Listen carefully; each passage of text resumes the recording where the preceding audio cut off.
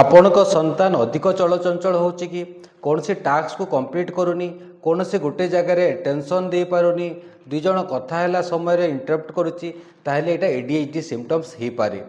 ମୁଁ ସଚ୍ଚିଦାନନ୍ଦ ନାଥ consultant psychologist. ଆଜି ଆମେ ଜାଣିବା 5ଟି ସାଇନ୍, 5ଟି ସିମ୍ପଟମ୍ସ ଯେଉଁଠୁ ଆପଣ ଜାଣିବେ ଏଇଟା ADHD ନା ନୁହଁ।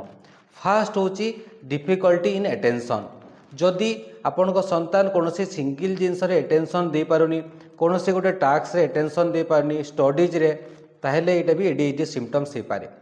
2 ନମ୍ବର ଜିନିଷ ହେଉଛି ଫରଗେଟଫୁଲନେସ୍। ଆପଣ ତାକୁ କୌଣସି ଇନଷ୍ଟ୍ରକ୍ସନ୍ ଦେଲେ, କୌଣସି ଟାସ୍କ ଦେଲେ ସେ ଭୁଲି ଯାଉଛି। ନେକ୍ସଟ ଜିନିଷ ହେଉଛି ଇମ୍ପଲସିଭିଟି। ଇମ୍ପଲସିଭିଟି ମାନେ କ'ଣ? ଦୁଇ ଜଣ କଥା ହେଉଛନ୍ତି, ମଝିରେ ଇଣ୍ଟରପ୍ଟ କରୁଛି, କୌଣସି ଜିନିଷ କାମ କରୁଛି ନ ଭାବି ଚିନ୍ତିକି। ନେକ୍ସଟ ହେଉଛି ହାଇପର ଆକ୍ଟିଭିଟି। ହାଇପର ଆକ୍ଟିଭ ମାନେ କ'ଣ? କନଷ୍ଟାଣ୍ଟଲି ସେ ମୁଭମେଣ୍ଟ କରୁଛି, ଲମ୍ବା ସମୟ ଧରିକି ଗୋଟିଏ ଜାଗାରେ ବସୁନି।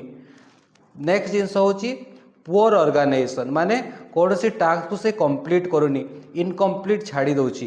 ଏସବୁ ଲକ୍ଷଣ ଯଦି ଅଛି 5ଟି, ତାପରେ ଆପଣ ଜାଣିବେ ଏଇଟା ADHDର ଲକ୍ଷଣ ହେଇଥାଇପାରେ।